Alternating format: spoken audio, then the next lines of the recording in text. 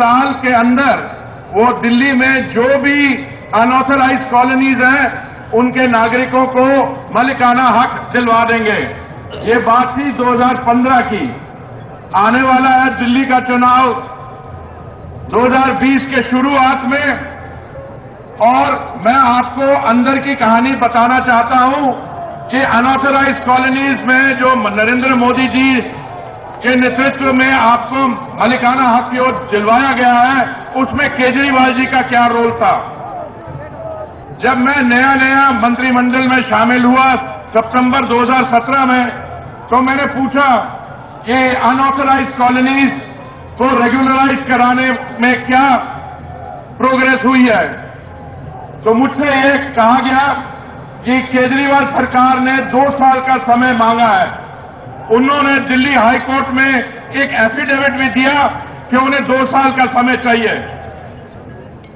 जब हम 2019 की जनवरी तक पहुंचे तो मैंने फिर अपने मंत्रालय में सचिव को बुलाया, कहा कि आप दिल्ली सरकार से पूछिए कि अनऑथराइज्ड कॉलोनीज के लिए जो उन्होंने 2 साल मांगे थे उसमें उन्होंने क्या काम किया। तब मुझे ये बताया गया कि जो उन्होंने इन अनऑथराइज्ड कॉलोनीज की मैपिंग के लिए जो कंपनी तय करनी थी वो अभी तय ही नहीं हुई, और उन्होंने 2 साल का अधिक समय मांगा। यानी कि 2021 तक इस पर कोई काम करने की संभावना ही नहीं थी। उस समय मोदी जी के मंत्रिमंडल ने ये निर्णय लिया कि ये काम अब दिल्ली की सरकार नहीं, ये केंद्रीय सरकार अपने हाथ में लेके और डीडीए के द्वारा जो भी 40 लाख से अधिक हमारे भाई बहन इन अनऑथराइज्ड कॉलोनीज में रहते हैं उन सबको मालिकाना हक हम दिलवाएंगे। भाइयों बहनों, जो 11 साल में काम नहीं हुआ, ये काम 2008 में शुरू होना था। 2008 में इन 1731 कॉलोनीज की एक लिस्ट दिल्ली सरकार की वेबसाइट पे है। सबसे 3 हफ्ते के अंदर पार्लियामेंट में ये कानून पास होने के बाद 1731 कॉलोनी सबके नक्शे बन गए हैं। ये सारे नक्शे अपलोड हो गए हैं और 21,000 से ज्यादा लोगों ने रजिस्ट्री कर भी ली है। जो काम कांग्रेस की सरकार, आम आदमी पार्टी की सरकार 11 साल में नहीं कर पाई, मोदी जी की सरकार ने कुछ ही महीनों में कर दिया। आप आज सब मोदी जी को दुआएं देंगे, पर मैं आपको एक और बात आपके सामने रखना चाहता हूं। जब मोदी जी नए प्रधानमंत्री बने 2014 में, उन्होंने उस समय ये कहा कि उनका सपना है कि 2022 तक हर एक भारतीय नागरिक को अपना घर होना चाहिए, जिसमें शौचालय हो, किचन हो, पक्का घर हो, और सिर्फ प्रधानमंत्री आवास भी परिवार जिसमें गैस कनेक्शन और सारी सुविधाएं होनी चाहिए। और इस प्रधानमंत्री जी के इस सपने को पूरा करने के लिए हमें करीब 1 करोड़ मकान बनाने और सैंक्शन करने होंगे। मुझे बहुत खुशी होती है आपको बताते कि ये जो 1 करोड़ घर सैंक्शन और बनाने का है, ये काम हम कुछ ही दिन में पूरा करने जा रहे हैं। पर अफसोस की बात यह है कि दिल्ली में केजरीवाल जी की सरकार ने एक भी ऐसे आवास की हमें डिमांड नहीं भेजी। इसलिए मोदी जी की सरकार ने यह फैसला किया कि डीडीए अगले कुछ महीनों में 2 लाख हमारे जो भाई बहन झुग्गी झोपड़ी कॉलोनी में रहते हैं, उन्हें जहां झुग्गी वही मकान दिलवाने का काम हम पूरा कर देंगे। कई कॉलोनियों में ये काम पूरा हो गया है और मुझे पूरा विश्वास है कि आने वाले कुछ महीनों में 2 लाख जो नागरिक हमारे वहां रहते हैं, जिनकी वहां झुग्गी है, वहीं उनको मकान दिलवाया जाएगा। 40 लाख से 50 लाख नागरिक जो अनऑथराइज्ड कॉलोनीज में रहते हैं, 2 लाख जो झुग्गी झोपड़ी क्लस्टर्स में रहते हैं, और इसके अलावा कोई 20 लाख अधिक आवास बनाए जा रहे हैं लैंड पूलिंग के द्वारा। तो मेरे साथ एक बार फिर कहिए, भारत माता की, भारत माता की। बहुत बहुत धन्यवाद। की गहराइयों से प्रधानमंत्री का स्वागत करने के लिए आप सब अपने अपने स्थानों पर खड़े हो जाइए, अपने अपने स्थानों पर खड़े हो जाए। भारत माता की, प्रधानमंत्री मोदी जिंदाबाद। प्रधानमंत्री मोदी जी का स्वागत है, स्वागत है। प्रधानमंत्री मोदी जी का धन्यवाद है, धन्यवाद है। प्रधानमंत्री मोदी जिंदाबाद, प्रधानमंत्री मोदी जिंदाबाद। मोदी है तो मुमकिन है, मोदी है तो मुमकिन है, मोदी है तो मुमकिन है। प्रधानमंत्री मोदी का धन्यवाद, धन्यवाद। भारत माता की, नरेंद्र मोदी जिंदाबाद। मोदी मोदी मोदी मोदी मोदी मोदी मोदी मोदी मोदी मोदी मोदी मोदी। और कॉलोनियों से आई आवाज, नरेंद्र मोदी जिंदाबाद। अलग कॉलोनियों से आई आवाज, नरेंद्र मोदी जिंदाबाद, नरेंद्र मोदी जिंदाबाद, नरेंद्र मोदी जिंदाबाद, नरेंद्र मोदी जिंदाबाद, नरेंद्र मोदी जिंदाबाद, नरेंद्र मोदी जिंदाबाद, नरेंद्र मोदी जिंदाबाद। मोदी ऐसा मुमकिन है, मोदी ऐसा मुमकिन है। नरेंद्र मोदी जिंदाबाद, नरेंद्र मोदी जिंदाबाद मुमकिन है। पीछे तक जितने लाखों की तादाद में आरएसएस कॉलोनियों से जो दिल्ली वासी आए हैं, हमारे सरताज देश के यशस्वी प्रधानमंत्री आदरणीय नरेंद्र मोदी जी हमारे बीच उपस्थित हैं। मैं आपसे अनुरोध कर रहा हूं कि दोनों हाथ उठाकर जोरदार जयघोष करेंगे, नरेंद्र मोदी जिंदाबाद, नरेंद्र मोदी जिंदाबाद। मैं अनुरोध कर रहा हूं हमारे भारतीय जनता पार्टी दिल्ली प्रदेश के अध्यक्ष आदरणीय मनोज तिवारी जी से कि वह आदरणीय यशस्वी प्रधानमंत्री नरेंद्र मोदी जी का स्वागत करें। आदरणीय मनोज तिवारी जी, जोरदार जयघोष के साथ नरेंद्र मोदी जिंदाबाद, नरेंद्र मोदी जिंदाबाद। मोदी है तो मुमकिन है, मोदी है तो मुमकिन है। धन्यवाद। अब हमारे आदरणीय प्रदेश सदस्य के नेतृत्व में सभी मंचासीन हमारे नेतागण आदरणीय मोदी जी का स्वागत करेंगे। मैं दोनों महामंत्रियों से अनुरोध कर रहा हूं कि मणि माला लेकर आए। जय घोष में कमी नहीं आनी चाहिए। नरेंद्र मोदी जिंदाबाद, मोदी है तो मुमकिन है, मोदी है तो मुमकिन है। नरेंद्र मोदी जिंदाबाद, नरेंद्र मोदी जिंदाबाद। मोदी है तो मुमकिन है, मोदी है तो मुमकिन है।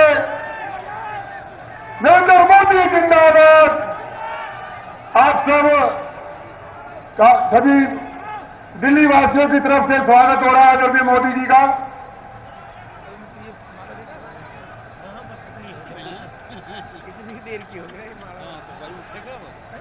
मैं दिल्ली प्रदेश के अध्यक्ष आदरणीय मनोज तिवारी जी से अनुरोध कर रहा हूं कि वे आए और आदरणीय यशस्वी प्रधानमंत्री भारत माता के महान सपूत, हम सबकी दिलों की धड़कन, हम सबके लोकप्रिय नेता आदरणीय नरेंद्र मोदी जी के अध्यक्षीय स्वागत भाषण बोले आदरणीय मनोज तिवारी जी।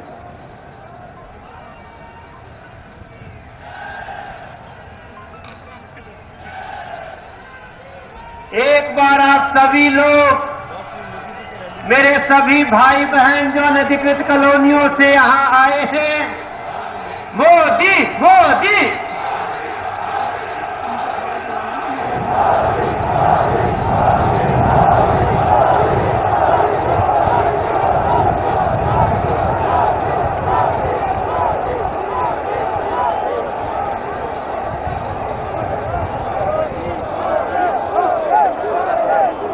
मुझे पता है आज इस ऐतिहासिक रामलीला मैदान से कोई नहीं चाहता कि केवल अकेले मनोज तिवारी स्वागत करे।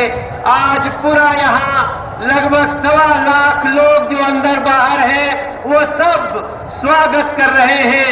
गरीबों के मसीहा, हमारे देश के एक समाज सुधारक, आधुनिक भारत के लौह पुरुष, अप्रतिम युग पुरुष, अद्वितीय विकास पुरुष, ये जो मैं बता रहा हूं ये मैं नहीं, आज देश और दुनिया कह रही है।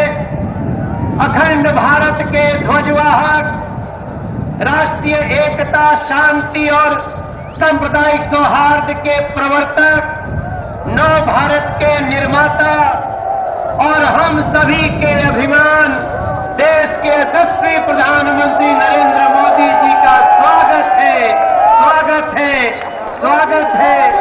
ये शब्द अनऑथराइज्ड कॉलोनियों के लोगों के तरफ से आया है सर, और मैं दिल्ली बीजेपी प्रदेश अध्यक्ष के रूप में आपका स्वागत करते हुए, हम इस स्वागत को तब तक अधूरा मानते हैं जब तक अनऑथराइज्ड कॉलोनी के लोग आपको धन्यवाद न दे दे सर।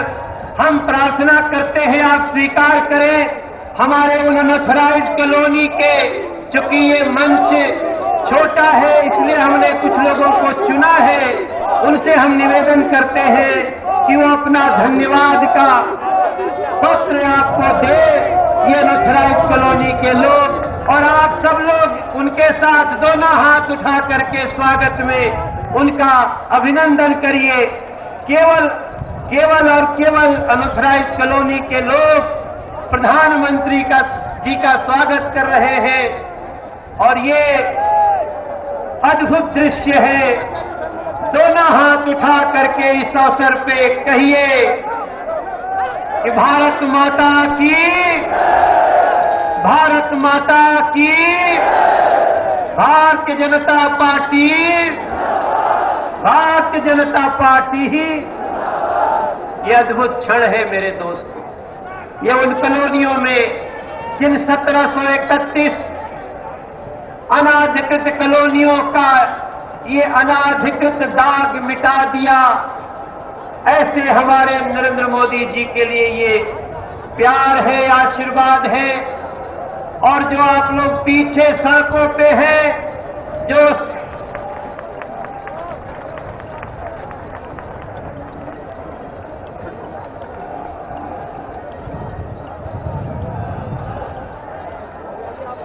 और मैं आप सबका ध्यान और आदरणीय प्रधानमंत्री जी का भी थोड़ा 2 मिनट का समय और चाहता हूं। ये सामने जो मंच के नीचे जो ये पोटली रखी हुई है, वो लाल कपड़े में है, वो दिल्ली के अनऑथराइज्ड कॉलोनियों के 11 लाख घरों के हस्ताक्षर हैं जो उन्होंने धन्यवाद के रूप में भेजे हैं। मैं अपने सांसद साथियों से, प्रवेश जी, हंसराज जी, मेरे महामंत्रीगण, उसको ऊपर ला करके उनमें से एक उदाहरण के रूप में दे दिया जा, हो गया आदरणीय प्रधान जी? अच्छा ठीक है, स्वीकार हो गया। और मैंने जीवन में बहुत सारे क्षण रामलीला मैदान में बनते बिगड़ते देखे हैं साथियों। हमने ये बात अच्छी तरह पाया है कि हमारे देश में जो इस समय माहौल है, एक तरफ सत्य है, एक तरफ झूठ है, एक तरफ प्रेम, भाईचारा, सबका साथ, सबका विकास है,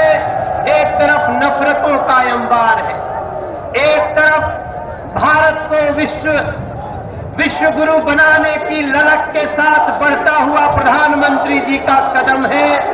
एक तरफ भारत के गौरव से जलते हुए लोग हैं, एक तरफ बीजेपी है जिसके बारे में एक ही बात कही जा रही है आजकल कि बीजेपी जो कहती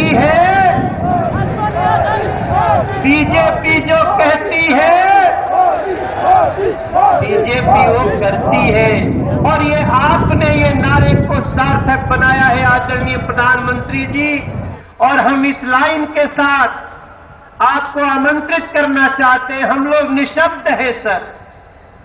दिल्ली की गलियों में जब हम गए थे, हमारे साथी गए थे, हमारे सांसद गए थे, हमारे जिलाध्यक्ष गए थे, हमारे प्रदेश पदाधिकारी गए थे, हमारे मंडल अध्यक्ष गए थे, हमारे पार्षद गए थे, तो लोग रो रहे थे सर।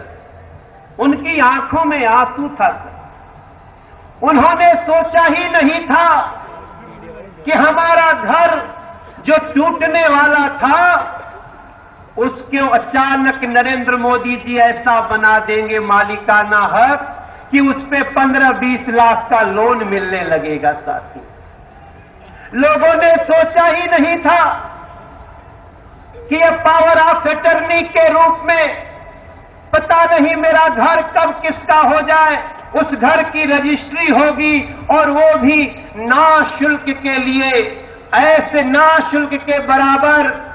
तब हमें इस गलियों से सुनाई दिया है, एक अकेला पार्थ खड़ा है भारत देश जिताने को। एक अकेला पार्थ खड़ा है। मैं नरेंद्र मोदी जी को पार्थ कह रहा हूं। एक अकेला पार्थ खड़ा है भारतवर्ष जिताने को। सभी विपक्षी गिरे पड़े हैं केवल इन्हें हराने को, केवल इन्हें हराने को। फेंक रहे हैं सारे पासे। ये देश का हिंदू, मुसलमान, सिख, ईसाई हर कोई यही कह रहा है सर कि फेंक रहे हैं सारे पासे, फेंक रहे हैं सारे पासे जनता को भरमाने को। ठीक कह रहा हूं ना भैया? हम ठीक कहते नहीं ना? फेंक रहे हैं सारे पासे जनता को भरमाने को। एक अकेले मोदी खड़े हैं भारतवर्ष जिताने को, भारतवर्ष जिताने को। मेरे दोस्तों, मैं इससे आगे कुछ नहीं कह पाऊंगा।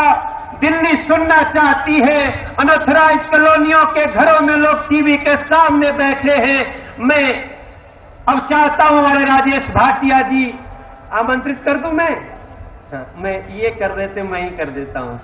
हम स्वयं अपने सभी साथियों के साथ, सभी प्रभारी सह प्रभारी के साथ, सबके आपके साथ आमंत्रित करते हैं विश्वमान्य नेता, भारत के जन जन के हितैषी, दुनिया के शांति दूत नरेंद्र मोदी जी को, जो आए और आपको संबोधित करें।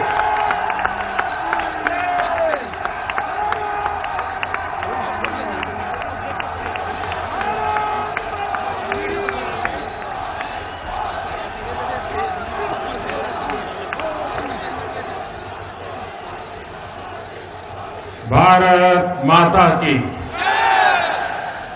भारत माता की, भारत माता की। मैं एक नारा बोलूंगा, आप लोगों को मेरे साथ दोहराना है। मैं कहूंगा विविधता में एकता, आप कहेंगे भारत की विशेषता। विविधता में एकता, विविधता में एकता,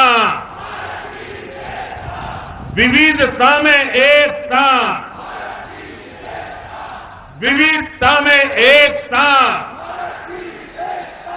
भारत माता की। मंच पर विराजमान केंद्रीय मंत्रिपरिषद के मेरे साथी, डॉक्टर हर्षवर्धन जी, प्रकाश जावड़ेकर जी, हरदीप पुरी जी, संसद में मेरे साथी श्रीमान मनोज तिवारी जी, विजय गोयल जी, बहन मीनाक्षी लेखी जी, श्रीमान रमेश बिधूड़ी जी, प्रवेश वर्मा जी, हंसराज हंस जी, श्रीमान गौतम गंभीर जी, मंत्रिपरिषद के मेरे साथी, देश के गृह राज्य मंत्री श्रीमान नित्यानंद राय जी, मंच पर विराजमान हम सबके वरिष्ठ नेता श्रीमान विजय कुमार मल्होत्रा जी, सभी वरिष्ठ साथी और विशाल संख्या में पधारे हुए दिल्ली के मेरे प्यारे भाई और बहनों, आप सबको प्रणाम।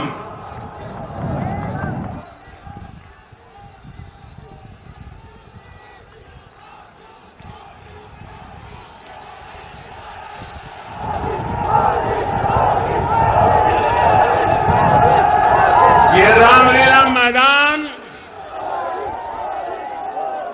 अनेक ऐतिहासिक अवसरों का साक्षी रहा।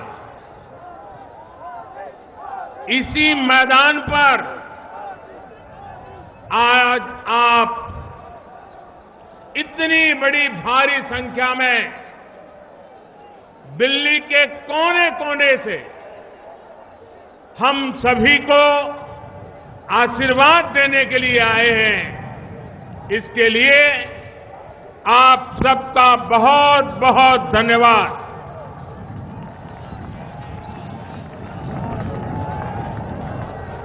भाई और बहनों, जीवन से जब अनिश्चितता निकल जाती है, एक बड़ी चिंता हट जाती है, तो उसका प्रभाव क्या होता है, ये मैं आज आप सभी के चेहरे पर देख रहा हूं, आपके उत्साह में देख रहा हूं, आपकी गर्मजोशी को अनुभव कर रहा हूं। मुझे संतोष है कि दिल्ली के 40 लाख से ज्यादा लोगों के जीवन में नया सवेरा लाने का एक उत्तम अवसर मुझे और भारतीय जनता पार्टी को मिला है। प्रधानमंत्री उदय योजना के माध्यम से आपको आपके अपने घर, अपनी जमीन, अपने जीवन की सबसे बड़ी पूंजी, उस पर संपूर्ण अधिकार मिला, संपूर्ण अधिकार। और इसके लिए आप सबको बहुत बहुत बधाई। जिन लोगों ने दिल्ली के लोगों के इस अधिकार से दूर रखा था, जिन्होंने तरह तरह के रोड़े अटकाए,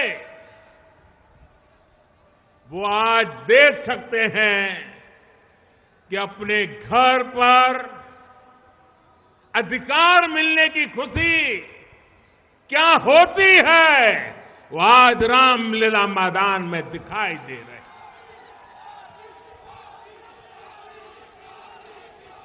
साथियों, आजादी के इतने दशकों बाद तक दिल्ली की एक बड़ी आबादी को अपने घरों को लेकर डर, चिंता, अनिश्चितता, छल कपट और झूठे चुनावी वायदों से गुजरना पड़ा है। गैर कानूनी, illegal, unauthorised JJ cluster, ceiling, bulldozer और एक कट ऑफ डेट, इन्हीं शब्दों के इर्द गिर्द दिल्ली की एक बड़ी आबादी का जीवन सिमट गया था। चुनाव आते थे तो तारीखें आगे बढ़ाई जाती थी, बुलडोजर का पहिया कुछ समय तक रुक जाता था, लेकिन समस्या वहीं की वहीं रहती थी। आपको इस चिंता से मुक्त करने की, इस समस्या के स्थायी समाधान करने की ईमानदारी, नियत इन लोगों ने कभी नहीं दिखाई। हालत तो ये थे कि ये लोग कॉलोनियों से जुड़ी छोटी छोटी जानकारियां जुटाने के लिए, बाउंड्री तय करने के लिए 2021 लग जाएगा, 2021 का समय बढ़ा दो, ये मांग कर रहे थे। जब गरीब के लिए काम करना होता है, मध्यम वर्ग के लिए काम करना होता है, तो इनके काम की रफ्तार क्या होती है, ये इनकी इन बातों से पता चलता है जब बेशर्म होकर के कहते हैं कि 2021 तक कुछ नहीं कर पाएंगे। इन लोगों की इस रफ्तार को देखते हुए ही हमने कहा ऐसा नहीं चलेगा, न मैं चलने दूंगा। और इसलिए हमने इस साल मार्च में ये काम खुद अपने हाथ में लिया और इस अक्टूबर में, नवंबर, दिसंबर में प्रक्रिया पूरी की और अभी अभी जो लोकसभा का सत्र हुआ, लोकसभा और राज्यसभा दोनों सदनों में दिल्ली की कॉलोनियों से जुड़ा बिल पास कराया जा चुका है।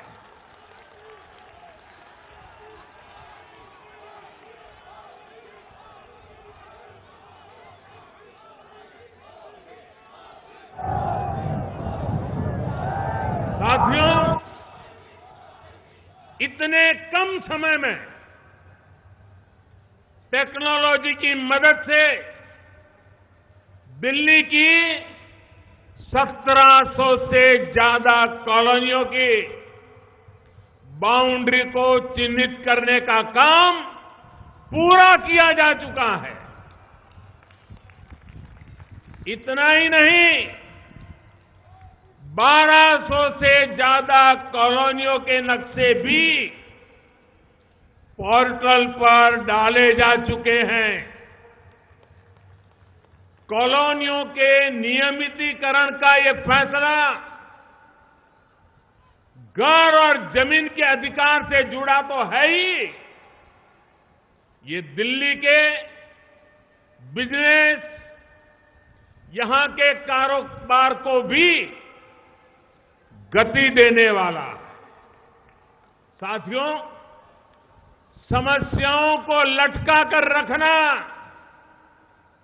ये हमारी प्रवृत्ति नहीं है।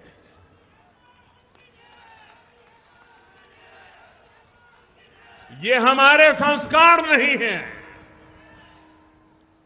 और न ही राजनीति का हमारा ये रास्ता है। आप सोचिए, जिन लोगों पर आप लोगों ने अपने घरों को नियमित कराने के लिए भरोसा किया था, वो खुद क्या कर रहे थे, ये दिल्ली वासियों ने जानना बहुत जरूरी है।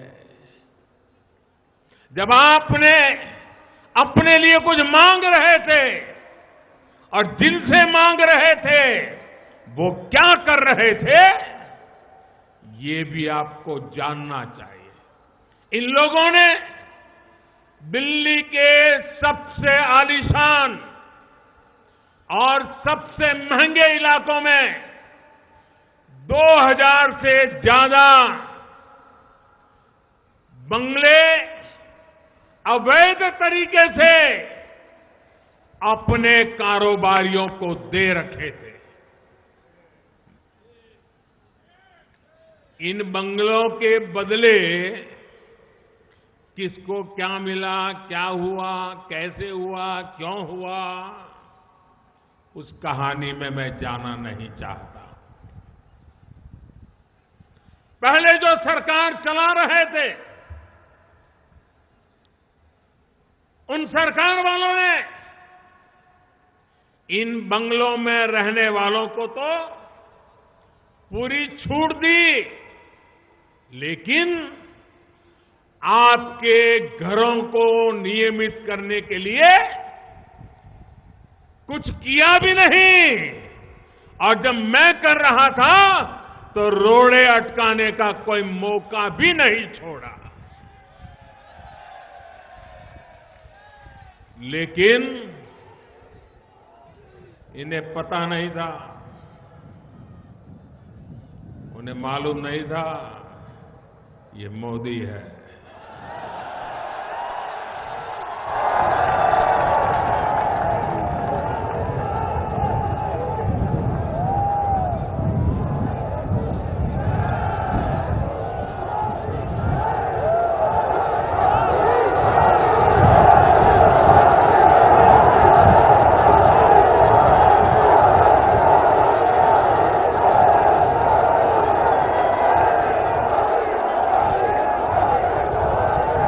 उसने एक तरफ इन वीआईपी लोगों से दिल्ली के 2000 से ज्यादा सरकारी बंगले तो खाली कराए ही, साथ साथ दिल्ली के 40 लाख से ज्यादा गरीबों, मध्यम वर्ग के लोगों को उनके घर का हक भी दे दिया है।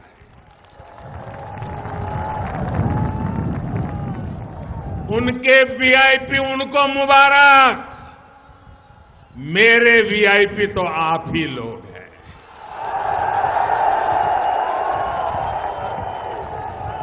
देश का सामान्य मानवी है। साथियों, दिल्ली के लोगों का जीवन आसान बने, ईज ऑफ लिविंग बढ़े, दिल्ली में कनेक्टिविटी बेहतर हो, ये केंद्र सरकार की प्राथमिकता रही है। तमाम राजनीति अवरोधों के बीच बीते 5 वर्षों में हमने दिल्ली मेट्रो का अभूतपूर्व विस्तार किया है। साथियों, 2014 के पहले दिल्ली मेट्रो के नेटवर्क में औसतन करीब 14 किलोमीटर प्रतिवर्ष का विस्तार हो रहा था और तब दिल्ली में उनकी सरकार थी और भारत सरकार में भी वही लोग थे। फिर भी ये हाल था। हमारी सरकार आने के बाद राज्य सरकार का रवैया कैसा है वो बताने की जरूरत नहीं है। सारे विरोध, अवरोध, रुकावटें सब, उसके बावजूद भी हमारी सरकार ने 5 साल में स्थिति पैदा की है कि जहां 14 किलोमीटर का काम होता था, अब करीब करीब 25 किलोमीटर प्रतिवर्ष हो गया है। यानी दिल्ली में अब सालाना करीब 25 किलोमीटर नया मेट्रो रूट बन रहा है। पिछले 5 साल में दिल्ली में 116 किलोमीटर नई लाइनें शुरू है। इसके अलावा अभी करीब 70 किलोमीटर नए रूट पर काम हो रहा है। दिल्ली मेट्रो के फेज 4 को लेकर अगर यहां की सरकार, यहां की राज्य सरकार राजनीति पर उतारू न होती, राजनीति के अड़ंगे न डाले होते,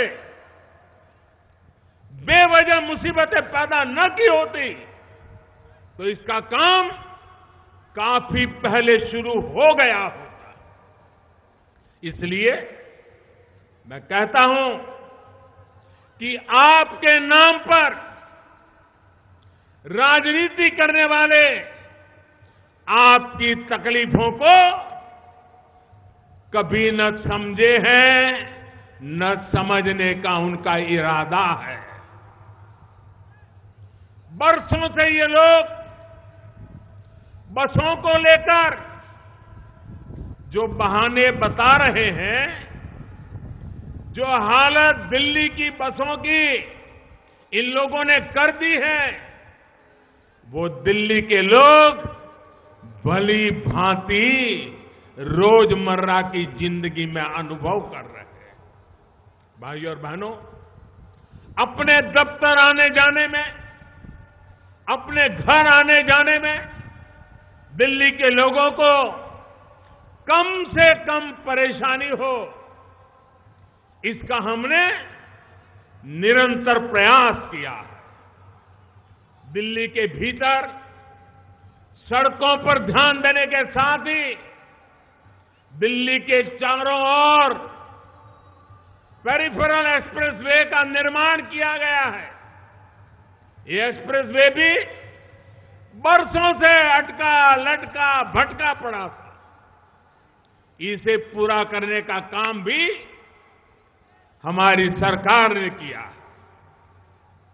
अब इसके बन जाने से रोजाना 30-40 हजार ट्रक अब वो दिल्ली के भीतर नहीं आते हैं, वो बाहर ही बाहर निकल जाते हैं। इससे दिल्ली के ट्रैफिक पर भी बोझ कुछ कम हुआ है और प्रदूषण की समस्या पर भी अंतर लाने में उसने मदद की। साथियों, शहर में प्रदूषण कम हो, इसके लिए भी हमने निरंतर प्रयास किया। बीते 5 वर्षों में दिल्ली में सैकड़ों नए सीएनजी स्टेशन लगाए गए हैं। यहां जो उद्योग धंधे चल रहे हैं, उनमें से आधों को पीएनजी आधारित बनाया जा चुका है। इसके अलावा हजारों ईंट भट्ठों को नई तकनीक से जोड़ा गया है। अगर पराली जलाने की बात है तो आसपास के राज्यों को भी हमने मदद की है, तत्परता से उनका साथ दिया है और कम करने का प्रयास किया है। लेकिन साथियों, आज दिल्ली में जो राज्य सरकार है, वो यहां की सबसे बड़ी समस्या से आंख मूंद कर बैठी है। ये समस्या है पीने के पानी की।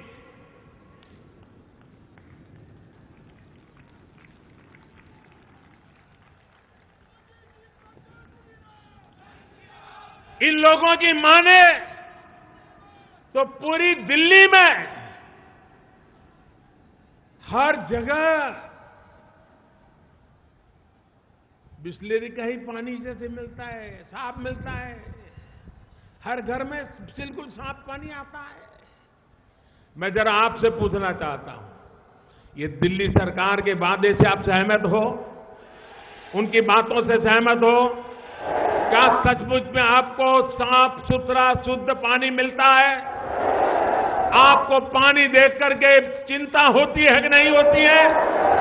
बीमारी का डर लगता है कि नहीं लगता है? ये आपको भी झूठ कह रहे हैं, आपको भी झूठा बता रहे हैं। आप बताइए दिल्ली वासी, क्या आप झूठे हैं? क्या आप बेईमान हैं? ये कैसे आरोप देश के नागरिकों पर लगा रहे हैं? दिल्ली के लोगों से जो कुछ भी बोला गया है उसकी सच्चाई दिल्ली के लोग हर रोज देख रहे हैं। साथियों, सच्चाई ये है कि आज दिल्ली में देश भर में सबसे अधिक वाटर प्यूरिफायर यानी कि पानी को शुद्ध करने वाली मशीनें रोजाना बिकती हैं। लोग ये खर्चा क्यों करने पड़ रहे हैं भैया? जो वाटर प्यूरिफायर नहीं लगा सकता वो 40-50 रुपए की बोतल खरीदता है या फिर उसे मजबूरी में प्रदूषित पानी से काम चलाना पड़ता है। अधिकांश जगहों पर नल से या तो पानी आता ही नहीं है और जो पानी आता भी है उस पर लोगों को विश्वास नहीं है। और ये लोग कहते हैं दिल्ली में पानी की गंदगी कोई दिक्कत ही नहीं है। भाइयों और बहनों, ये लोग किस तरह अपने स्वार्थ के लिए, अपनी राजनीति के लिए किस हद तक जा रहे हैं, ये आपने पिछले हफ्ते भी देखा है। जो बयान दिए गए, जिस तरह लोगों को भड़काया गया, उकसाने वाली बातें कही गई,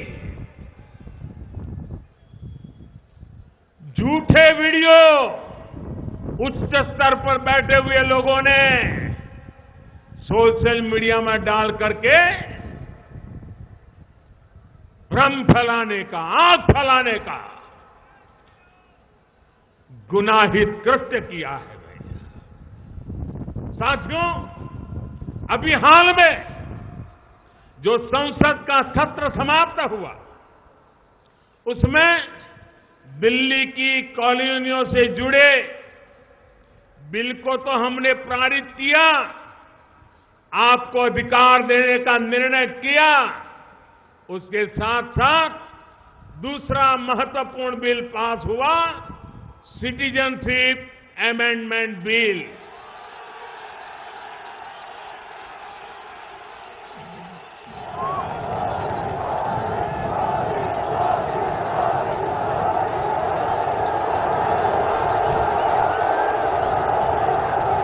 भारत की संसद ने, लोकसभा और राज्यसभा ने आपके उज्जवल भविष्य के लिए,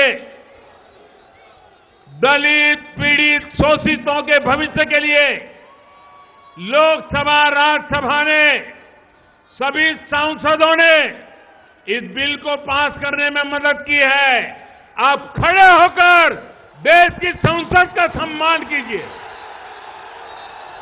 देश की पार्लियामेंट का सम्मान कीजिए, देश की लोकसभा का सम्मान कीजिए, देश की राज्यसभा का सम्मान कीजिए, देश की जनता ने चुने हुए हमारे सांसदों का सम्मान कीजिए, पूरी ताकत से सम्मान कीजिए दोस्तों।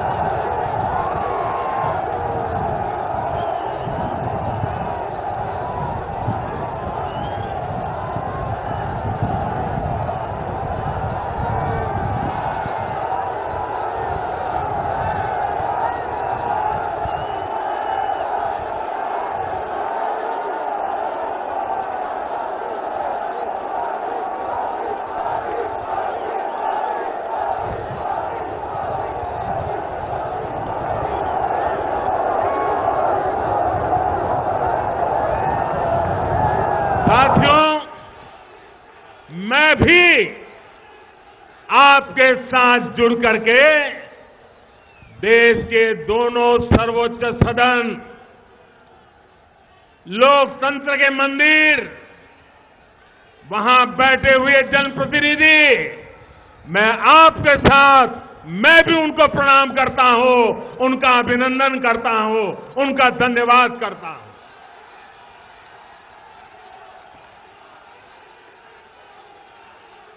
लेकिन भाइयों, इस बिल के पास होने के बाद कुछ राजनीतिक दल तरह तरह की अफवाहें फैलाने में लगे हैं। वे लोग भ्रमित कर रहे हैं, भावनाओं को भड़का रहे हैं। मैं उनसे जानना चाहता हूं, क्या जब हमने दिल्ली की सैकड़ों, इस बात को समझिए भाइयों बहनों, मैं जरा ये भ्रम फैलाने वाले, झूठ बोलने वाले लोगों से जरा पूछना चाहता हूं, क्या जब हमने दिल्ली की सैकड़ों कॉलोनियों को वैध करने का काम किया तो क्या किसी से पूछा था कि आपका धर्म क्या है, आपकी आस्था क्या है, आप किस पार्टी को वोट देते हैं, आप किस पार्टी के समर्थक हैं? क्या हमने आपसे कोई सबूत मांगे थे? 70 का सबूत लाओ, 75 का सबूत लाओ, 80 का सबूत लाओ, मांगा था? केंद्र सरकार के इस फैसले का लाभ हिंदुओं को भी मिला, मुसलमानों को भी मिला, सिख भाई बहनों को मिला, ईसाई भाई बहनों को मिला, जो भी यहां बसते हैं उन सबको मिला। हमने ऐसा क्यों किया?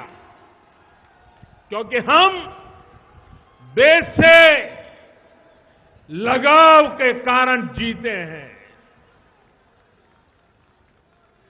हम सबका साथ, सबका विकास, सबका विश्वास के मंत्र को समर्पित है। भाइयों बहनों, अगर थोड़ा सा भी भगवान ने दी हो तो जरा उपयोग करो। एक ही सत्र में 2 बिल पारित हुए हैं। एक बिल में मैं दिल्ली के 40 लाख लोगों को अधिकार दे रहा हूं और ये झूठ फैला रहे हैं कि मैं अधिकार छीनने वाले कानून बना रहा हूं। ये झूठ चलने वाला नहीं है, देश स्वीकार करने वाला नहीं है। भाइयों बहनों, मैं ये जो झूठ बोलने वाले हैं, मैं उनको चुनौती देता हूं। जाइए, मेरे हर काम की पड़ताल कीजिए। कहीं पर दूर दूर तक भेदभाव की बू आती है तो देश के सामने ला करके रख दीजिए।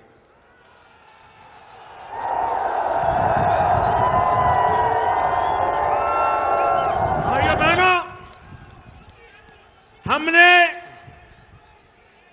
मैं एक एक करके आज बताना चाहता हूं दोस्तों। बताऊं ना?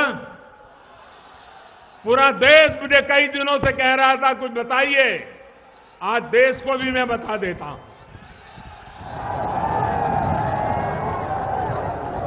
एक एक योजना को देखिए। जब हमने उज्ज्वला योजना के तहत 8 करोड़ से ज्यादा परिवारों को मुफ्त गैस कनेक्शन दिया, क्या हमने किसी का धर्म पूछा था? क्या हमने उसको 70, 72, 75 के प्रमाण मांगे थे? उनकी जाति पूछी थी? मैं जानना चाहता हूं कांग्रेस और उसके साथियों से, उसकी तरह देश को बांटने की राजनीति करने वाले उनके साथी दलों से, कि आप क्यों देश की जनता से झूठ बोल रहे हो, क्यों उन्हें भड़का रहे हो। भाइयों और बहनों, हमने दिया इतना ही नहीं, आगे भी हमारा संकल्प है कि हर गरीब परिवार को उज्ज्वला का योजना का लाभ पहुंचाएंगे, कोई बाकी नहीं रहेगा। भाइयों बहनों, पिछले 5 साल में हमारी सरकार ने 1.5 करोड़ से ज्यादा गरीबों का घर बना दिए। हमने किसी से नहीं पूछा कि आपका धर्म क्या है, न जाति पूछी न धर्म पूछा, हमने सिर्फ गरीब की गरीबी को देखा। फिर क्यों कुछ लोग झूठ पर झूठ बोले जा रहे हैं, देश को गुमराह कर रहे हैं। और आज जो ये लोग कागज सर्टिफिकेट इसके नाम पर मुस्लिमों को भ्रमित कर रहे हैं, उन्हें ये याद रखना चाहिए कि हमने गरीबों की भलाई के लिए इन योजनाओं के लाभार्थी चुनते समय कागजों की बंदी से नहीं लगाई, वरना पहले तो ये होता था कि सरकार की योजना शुरू होने पर लाभार्थियों को तमाम तरह की टिकटें में लगानी पड़ती थी, यहां वहां चक्कर काटने पड़ते थे। हमने ये सब बंद करा दिया। हमने तय किया हर योजना का लाभ हर गरीब को मिलेगा, जाति धर्म कुछ नहीं देखा जाएगा। उज्ज्वला के लिए, आवास योजना के लिए, मुफ्त बिजली कनेक्शन के लिए सरकार स्वयं सामने से लोगों के झोपड़ी तक पहुंचने का पूरा प्रयास किया गया। न हमने कभी किसी का धर्म पूछा, न जानने की कोशिश की, न हमने कभी यह पूछा कि आप मंदिर जाते हैं कि मस्जिद जाते हैं कि गुरुद्वारा जाते हैं कि चर्च जाते हैं, हमने कभी नहीं पूछा। फिर क्यों इस तरह का झूठा आरोप हम पर लगाया जा रहा है? साथियों, दुनिया की सबसे बड़ी हेल्थ इंश्योरेंस स्कीम आज भारत में चल रही है। इस योजना ने देश के 50 करोड़ से ज्यादा गरीबों को 5 लाख रुपए तक के मुफ्त इलाज की सुविधा सुनिश्चित की है। राजनीतिक स्वार्थ के कारण यहां की सरकार ने आयुष्मान भारत योजना दिल्ली में लागू नहीं की, लेकिन जिन राज्यों में ये योजना लागू हुई है वहां लगभग 70 लाख मरीजों का जो पैसों के अभाव में इलाज नहीं करवा रहे थे, पीड़ा झेल रहे थे, मुसीबतों से गुजारा कर रहे थे, आज इस योजना के कारण इन 70 लाख लोगों का इतने कम समय में इलाज मुफ्त में हो गया। इन लाभार्थियों में सभी संप्रदाय के लोग हैं, सभी जाति के लोग हैं, सभी पूजा पद्धति के लोग हैं। इस योजना में तो किसी से नहीं पूछा जा रहा कि पहले आप अपना धर्म बताइए, फिर आपका इलाज शुरू किया जाएगा। फिर ऐसे झूठे आरोप क्यों? इस तरह के आरोपों के बहाने भारत को दुनिया भर में बदनाम करने की साजिश क्यों हो रही है? साथियों, इन लोगों ने दिल्ली ही नहीं बल्कि देश के कई शहरों को अराजकता और डर के माहौल में धकेलने की नापाक कोशिश की है, साजिश की है। जिस तरह बच्चों की स्कूलों पर हमले हुए, यात्री बसों पर, ट्रेनों पर हमले किए गए हैं, लोगों की गाड़ियों को, मोटरसाइकिलों को, साइकिल को, छोटी छोटी दुकानों को जलाया गया है। भारत के ईमानदार टैक्स पेयर का पैसा, उससे बनी सरकारी संपत्ति, उसे आग में खाक कर दिया गया है, उसे नुकसान पहुंचाया गया है। इनकी राजनीति कैसी है, इनके इरादे कैसे हैं, ये अब देश भली भांति समझ चुका है। मैं ऐसे लोगों को कहना चाहता हूं, मैं जानता हूं पहली बार मैं जीत करके आया, देश की जनता ने मुझे जिता करके बिठाया, तो जो लोग नहीं चाहते थे उनको समझ नहीं आया कि कैसे हो गया। दोबारा न जीत पाऊं, देश की जनता समर्थन न करे, इसके लिए एड़ी चोटी का जोर लगाया, जिसके पास जो साधन था उपयोग किया, झूठ जितने फैलाने थे फैलाए, लेकिन देश की जनता ने पहले से ज्यादा आशीर्वाद दे दिए।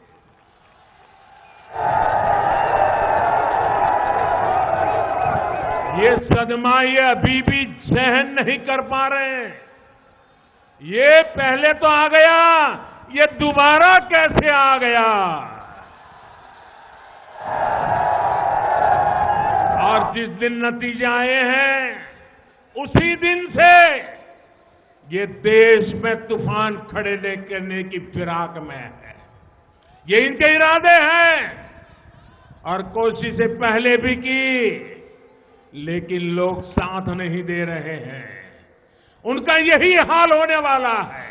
और मैं इन लोगों को कहना चाहता हूं, अगर मोदी को देश की जनता ने बिठाया, ये आपको अगर पसंद नहीं है, मैं समझ सकता हूं, तो आप मोदी को गाली दो भाई, मोदी को नफरत करो, मोदी का जितना विरोध करना है जरूर करो। आपको मोदी से नफरत है, गुस्सा जितना निकालना है निकालो। अरे मोदी का पुतला लगा करके आते जाते जितने जूते मारने हैं मारो, मोदी का पुतला जलाना है जलाओ, लेकिन देश की संपत्ति मत जलाओ, गरीब का ऑटो रिक्शा मत जलाओ, गरीब की झोपड़ी मत जलाओ।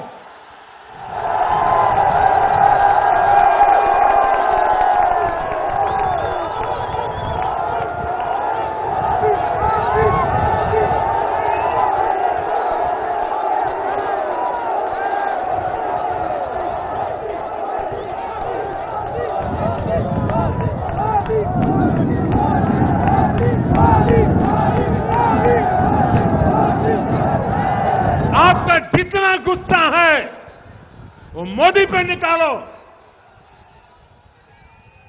गरीब ऑटो वालों, गरीब बस वालों मारकर पीटकर आपको क्या मिलेगा?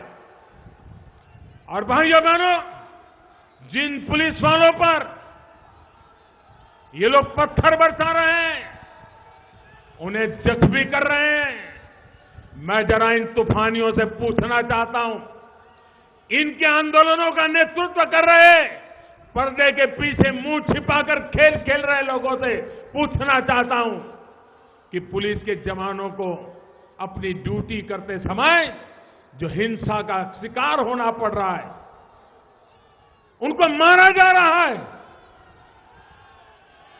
क्या मिलेगा आपको?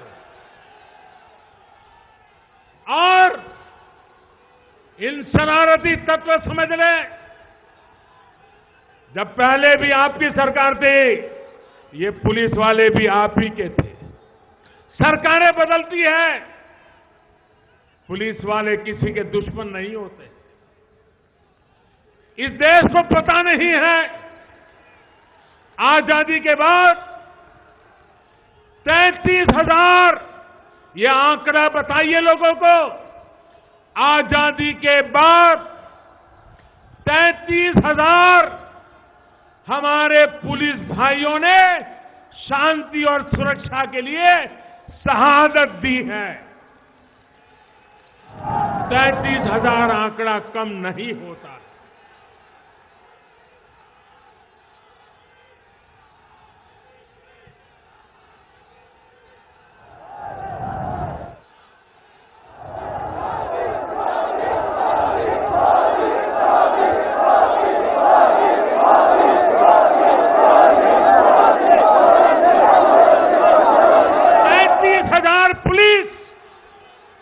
हिंदुस्तान के सामान्य नागरिक की रक्षा करने के लिए शहीद हुए हैं। और अब बेरहमी से उनको मार रहे हो। जब कोई संकट आता है, कोई मुश्किल आती है, तो पुलिस न धर्म पूछता है, न जाति पूछता है, न दिन देखता है, न रात देखता है, न ठंड देखता है, न बारिश देखता है। वो आपकी मदद के लिए आके खड़ा हो जाता है।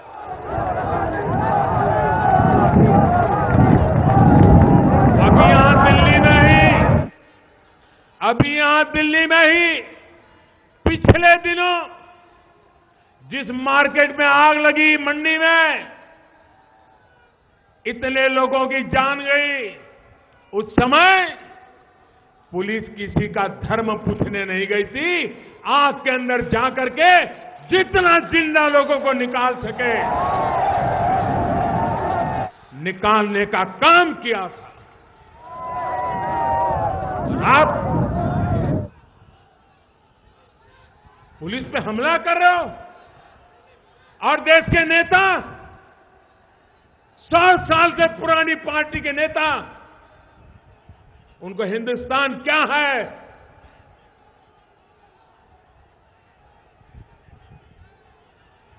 उपदेश दे रहे हैं, लेकिन शांति के लिए 2 शब्द बोलने को तैयार नहीं है। हिंसा छोड़ने के लिए 1 शब्द बोलने के लिए तैयार नहीं है। इसका मतलब हिंसा को आपकी मुख्य सहमति है। पुलिसों पर हो रहे हमले, निर्दोषों पर हो रहे हमले, उसको आपकी मौन सहमति है। ये देश देख रहा है। भाइयों बहनों, आप मुझे कल्पना कीजिए, पुलिस का सम्मान होना चाहिए कि नहीं होना चाहिए? पुलिस का आदर होना चाहिए कि नहीं होना चाहिए? अगर पुलिस को हम परेशान करेंगे तो हमारी परेशानी बढ़ेगी कि नहीं बढ़ेगी? 33,000 पुलिस शहीद हुए। मैं आप सबसे कह रहा हूं, आइए उन 33,000 शहीद पुलिसों को याद करते हुए मेरे साथ नारा बोलिए, शहीद हो, शहीद हो, अमर रहो, शहीद हो, शहीद हो, शहीद हो, शहीद हो, शहीद हो। इन सभी शहीद पुलिस आत्माओं को मैं प्रणाम करता हूं। और मैं अनधिकृत कॉलोनी के लोगों से आग्रह करूंगा, 1700 से ज्यादा कॉलोनी है। यहां हमारी सरकार बनने के बाद शहीदों के श्रद्धांजलि देने वाला एक भव्य स्मारक बनाया है। इन 1700 कॉलोनी के लोग जरूर एक बार वहां जाकर के फूल चढ़ा करके आ जाएं। करेंगे आप लोग? शहीदों का सम्मान करेंगे? पुलिस का सम्मान करेंगे, पुलिस से भाईचारा बढ़ाएंगे।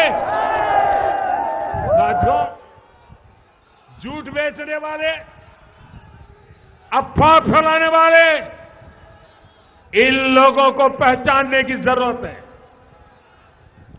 ये दो तरह के लोग हैं। ये वो लोग जिनकी राजनीति दशकों तक वोट बैंक पर ही टिकी रही है। भय फैलाकर, थैंक यू भैया, पीछे वालों को दिखता नहीं है। थैंक यू, आपका प्यार सर आंखों पर।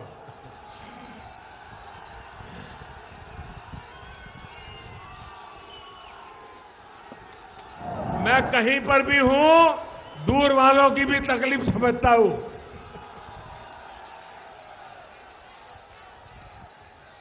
दूसरे वो लोग जिनको इस राजनीति का लाभ मिला है, ये लोग सोचते थे कि खुद ही सरकार है।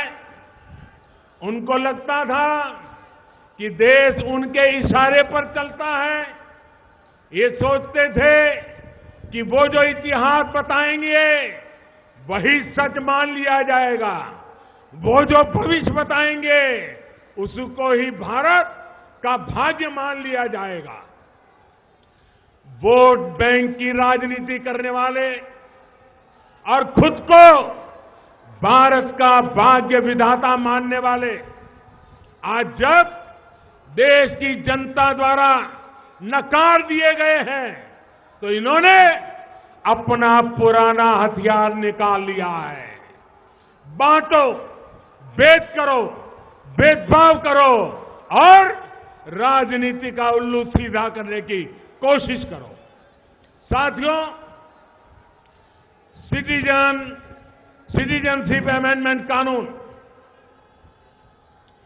ये भारत के किसी नागरिक के लिए, चाहे वो हिंदू हो या मुसलमान, ये कानून उसके लिए है ही नहीं। ये पार्लियामेंट में बोला गया है और पार्लियामेंट में गलत बयानबाजी अलाउ नहीं होती है। ये कानून इस देश के अंदर जो 130 करोड़ लोग रह रहे हैं, उनका इस कानून से कोई वास्ता नहीं है। दूसरी बात, एनआरसी, इसका भी ऐसा झूठ चलाया जा रहा है। ये कांग्रेस में जमाने में बना था, तब सोए थे क्या? हमने तो बनाया नहीं, पार्लियामेंट में आया नहीं, न कैबिनेट में आया है, न उसके कोई नियम कायदे बने हैं। हवा खड़ा किया जा रहा है। और मैंने पहले ही बताया, इसी सत्र में आप लोगों को जमीन और घर का अधिकार दे रहे हैं, न कोई धर्म जाति पूछते हैं, तो क्या दूसरा कानून आपको निकाल देने के लिए करेंगे क्या? बच्चे जैसी बातें करते हो।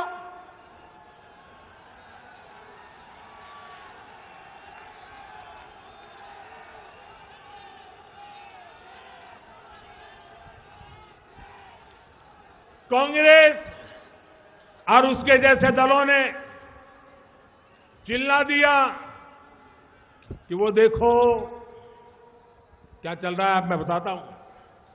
ये कांग्रेस वालों ने और उसके साथियों ने चिक चिक करके बोला, वो देखो कौवा कान काट कर उड़ गया, कौवा कान काट कर उड़ गया। और कुछ लोग कौवे के पीछे भागने लगे। अरे भाई, पहले अपना कान तो देख लीजिए कि कौवा काट गया कि नहीं काट गया।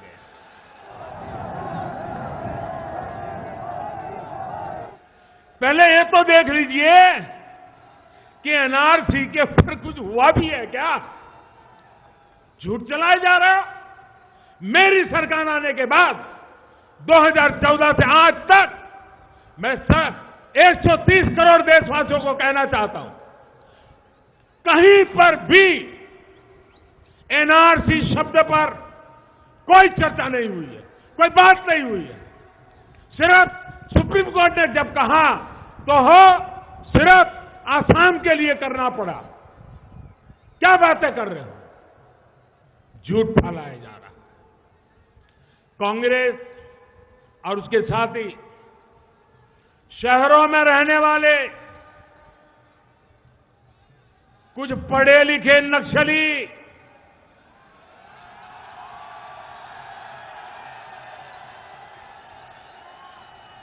अर्बन नक्सल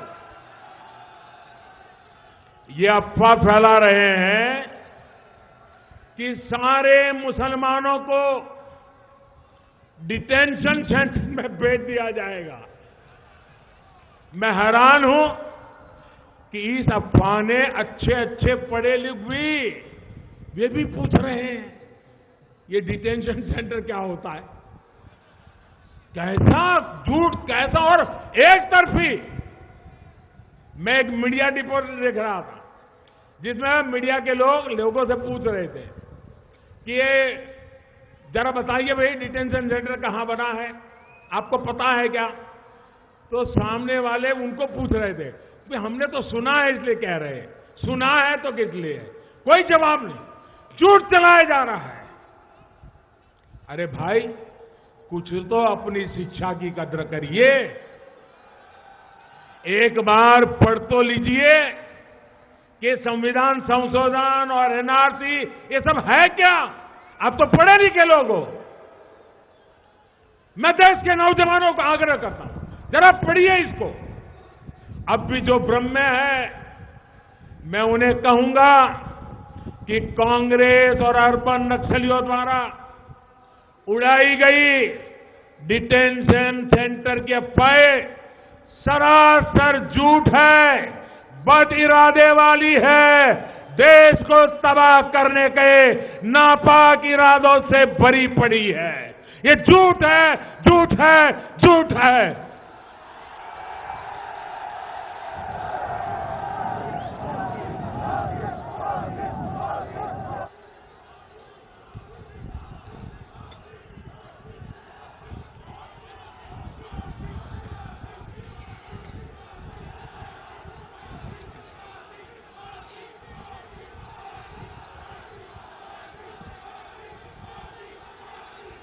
जो पाक खेल है।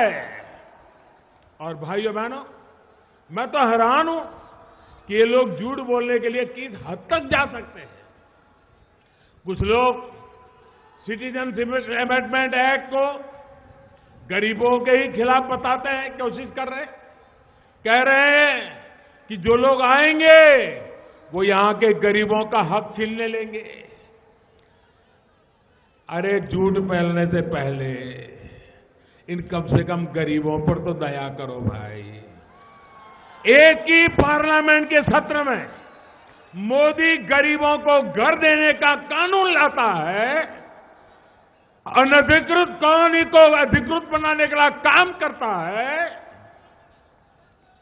क्या उसी सत्र में गरीबों को छीनने की बात करेगा? क्या झूठ फैला के रखा है? भाइयों बहनों, ये जो एक्ट लाया गया है ये उन लोगों पर लागू होगा जो बरसों से भारत में ही रह रहे हैं। किसी नए शरणार्थी को इस कानून का फायदा नहीं मिलेगा। जो लोग इस तरह का झूठ बोल रहे हैं उन्हें पाकिस्तान, अफगानिस्तान और बांग्लादेश से धार्मिक कारणों से परेशानी जो हुई, प्रताड़ना जो हुई, उन्हीं लोगों को सुरक्षा देने के लिए ये कानून है। भाइयों और बहनों, ये वो लोग हैं। और ये कौन लोग हैं? मैं हैरान हूं, कुछ दलित नेता भी बिना समझे इसमें घुस गए हैं। जब मेरी बात सुनेंगे तो समझेंगे। उनको मालूम होना चाहिए कि पाकिस्तान से जो अधिकतर जो हमारे शरणार्थी आए हैं वो मेरे दलित भाई बहन हैं, दलित परिवार के हैं। भाइयों बहनों, ये वो दलित परिवार है जिनको पाकिस्तान में बंधुआ मजदूर बनाकर रखा गया था। आज भी पाकिस्तान में उनके साथ स्थिति ये है कि अगर दलित परिवार का कोई व्यक्ति चाय पीता है तो उसको चाय के साथ साथ उस चाय के बर्तन का पैसा भी देना पड़ता है और बर्तन साथ ले जाना होता है। आज भी पाकिस्तान में यह हाल है।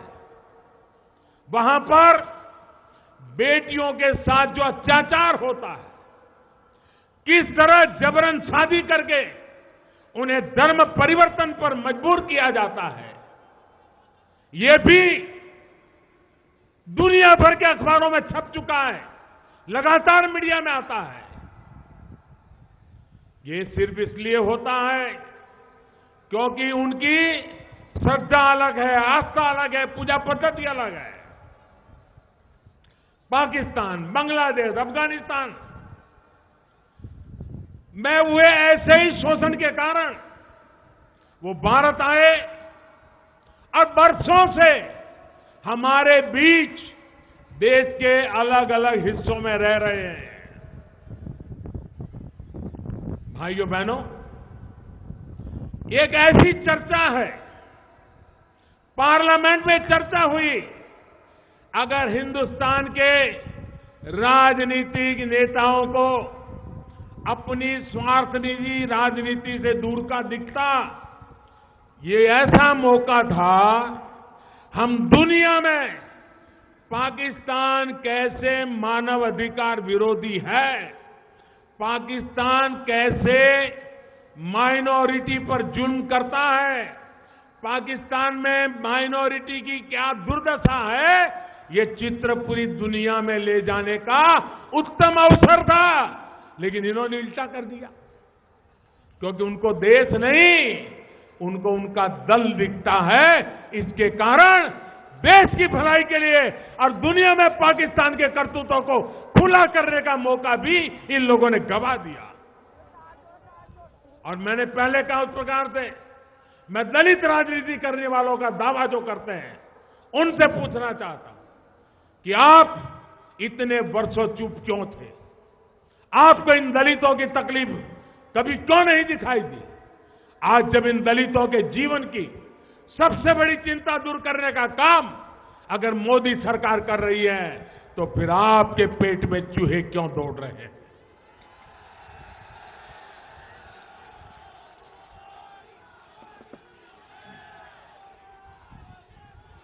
साथियों, यहां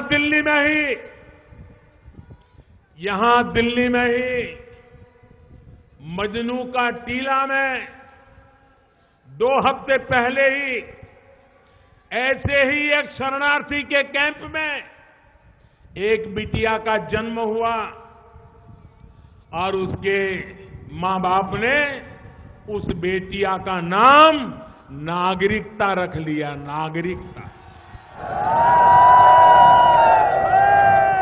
मैं जरा ये हुड़दंग मचाने वालों से और उनके पीछे रिमोट कंट्रोल से राजनीति करने वालों से कहना चाहता हूं, अगर इस नागरिकता नाम की बेटी का जीवन आसान होता है, अगर उसके मां बाप की जिंदगी आसान होती है, अगर भारत के किसी भी नागरिक की समस्याओं का समाधान होता है, तो आपको तकलीफ क्यों होती है?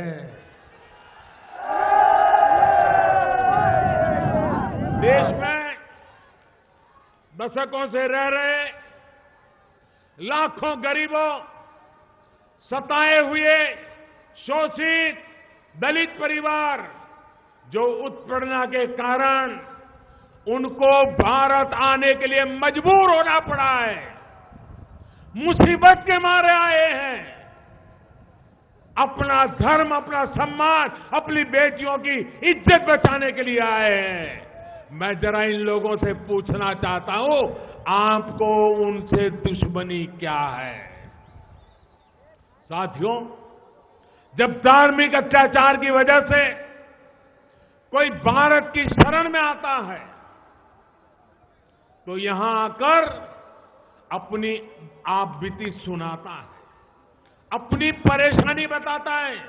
ये जरा बुद्धिजीवियों, मेरी इस बात को जरा गौर से सुनिए, आपको भेद समझ आ जाएगा।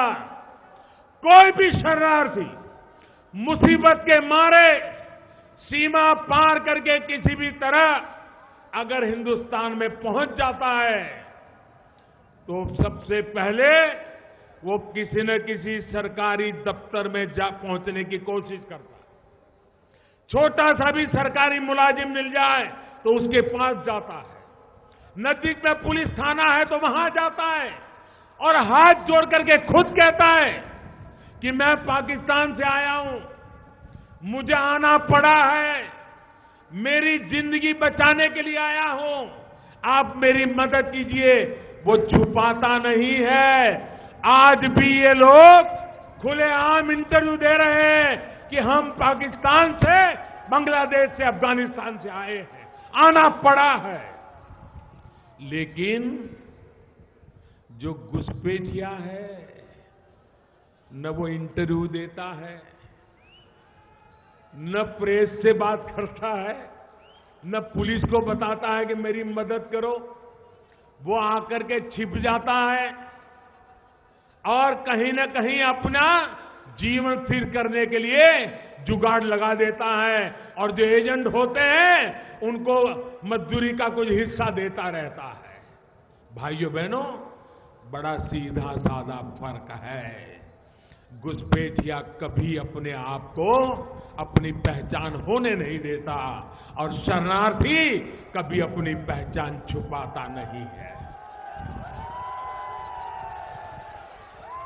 भाइयों बहनों, ऐसे बहुत से घुसपैठियों ने आज बाहर निकलकर किस प्रकार की बातें कर रहे हैं, सच क्यों नहीं बताते हैं? भाइयों बहनों, उन्हें डर लग रहा है कि उनकी सच्चाई अब सामने आ जाएगी। साथियों, रिफ्यूजी का जीवन क्या होता है? बिना किसी कसूर के अपने घरों से निकाल देने का दर्द क्या होता है, ये दिल्ली से बेहतर कौन समझ सकता है? यहां का कोई कोना ऐसा नहीं है जहां बंटवारे के बाद किसी रिफ्यूजी का बंटवारे से अल्पसंख्यक बने भारतीय का आंसू न गिरा हो।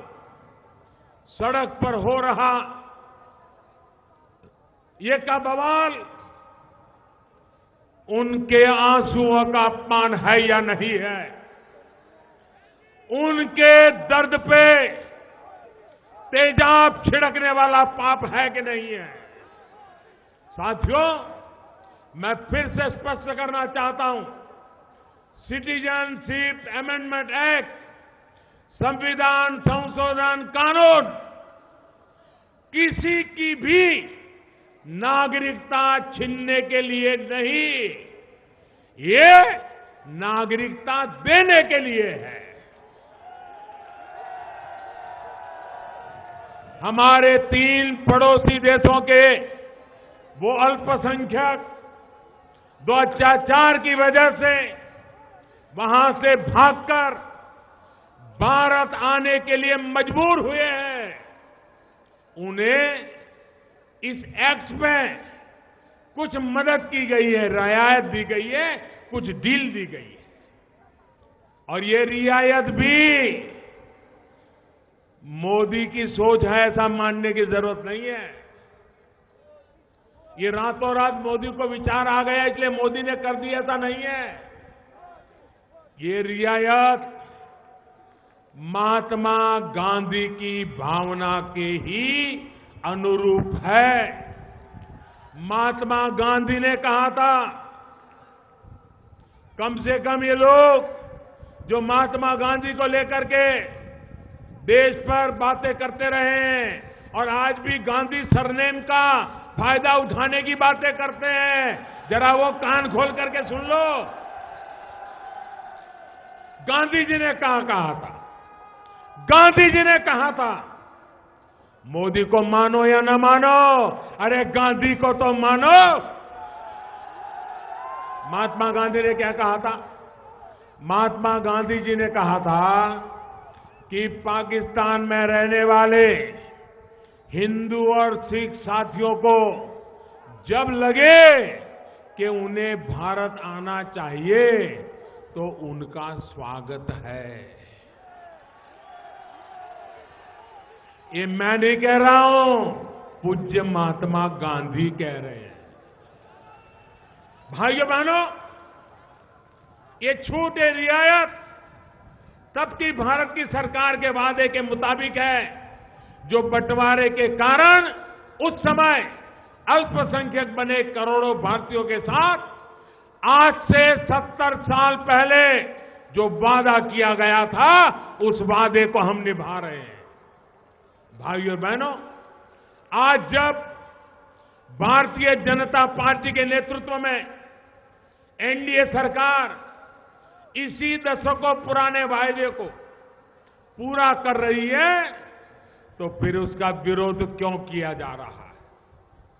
ये वादे तो आपने किए थे, आपको वादा करने में आपकी राजनीति आड़े आने लगी, आप लोग नहीं कर पाए, हमने वादा निभाया है। अब ये कह रहे हैं कि पाकिस्तान के सभी नागरिक को रियायत दो। ये राजनीतिक दल अब अवैध घुसपैठ करने वालों और अपनी आस्था की वजह से सता हुए शरणार्थियों में कोई भेद ही नहीं करते। मैंने कहा बड़ा भेद साफ है। एक खुल करके कहता है कि मैं पाकिस्तान से आया हूं, और दूसरा छुप करके बताता कि नहीं, मैं तो बाहर का नहीं, मैं तो यहीं का हूं। ऐसे दुनिया के किसी देश में होता है क्या?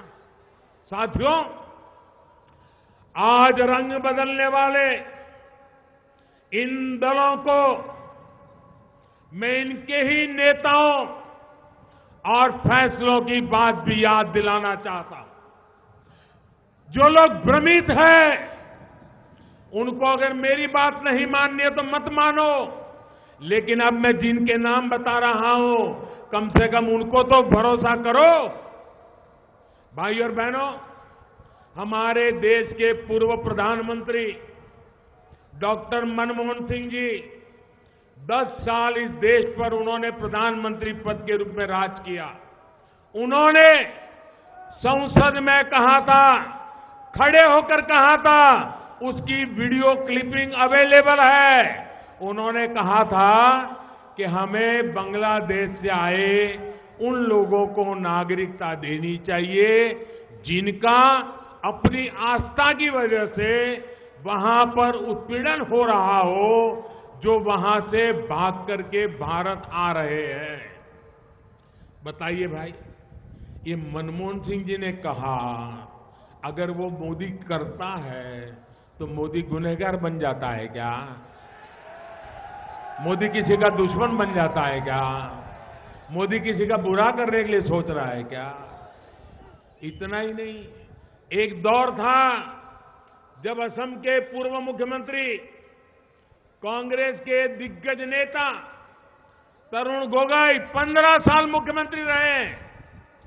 उन्होंने भी चिट्ठियां लिखा करते थे, असम कांग्रेस प्रस्ताव पास करती थी कि जिन लोगों पर बांग्लादेश में अत्याचार हो रहा है, जो वहां से यहां आ रहे हैं, उनकी मदद की जाए। ये कांग्रेस के मुख्यमंत्री की बातें हैं, ये कांग्रेस पार्टी के प्रस्तावों की बातें हैं। एक समय था जब राजस्थान के मुख्यमंत्री हुआ करते थे अशोक गहलोत, अभी फिर से भी वो मुख्यमंत्री हैं।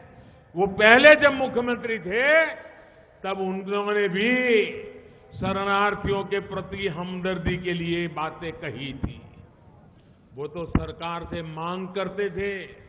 ये मैं गहलोत, जो कांग्रेस के यहां पर बड़े प्रिय नेता हैं, यहां एक परिवार के, और पहले भी मुख्यमंत्री रहे और पहले जब मुख्यमंत्री थे तब वो मांग करते थे कि जो हिंदू या सिख पाकिस्तान से भागकर यहां आए हैं उनकी स्थिति सुधारी जाए।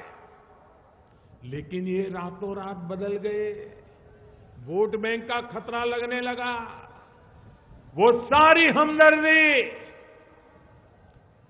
मैं हैरान हूं, आज उनके पेट का दर्द बन गई है। जो कल तक हमदर्दी थी वो खुद के लिए दर्द क्यों बन गई? साथियों, आज दीदी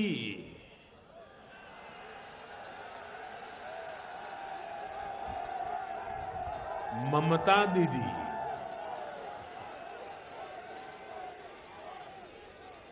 अब देखो भाई खेल, ममता दीदी सीधी सीधी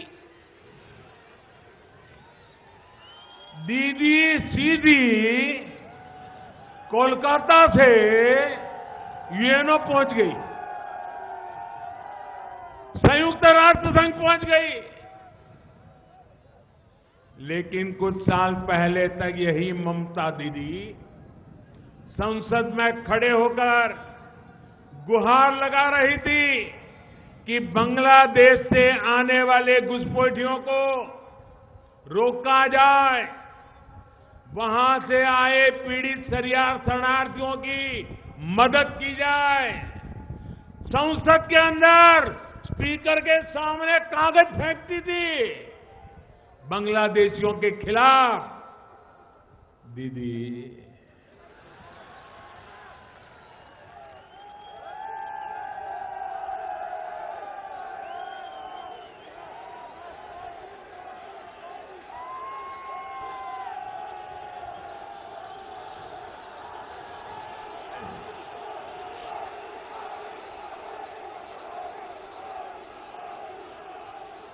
ममता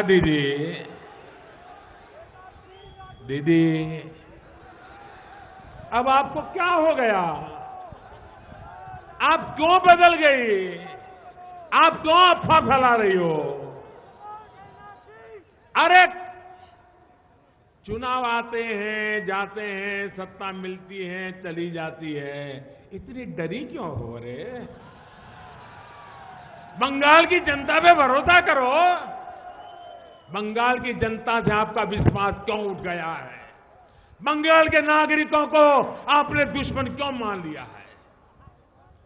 आपको याद होगा कुछ साल पहले कोलकाता के बाहर रेगुलर आर्मी का काम होता है, देश के अलग अलग भागों में उनकी एक ड्रिल होती है।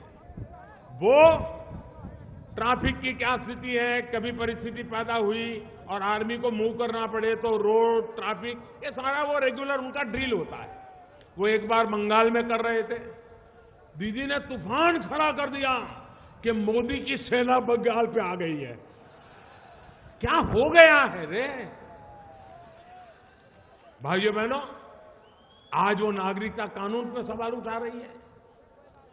खैर, आपकी दिक्कत समझ में आती है, यहां बैठे हुए लोग भी समझते हैं।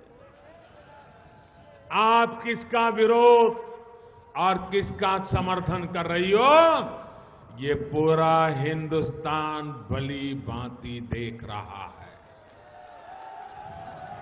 साथियों, आज जिस वामपंथ को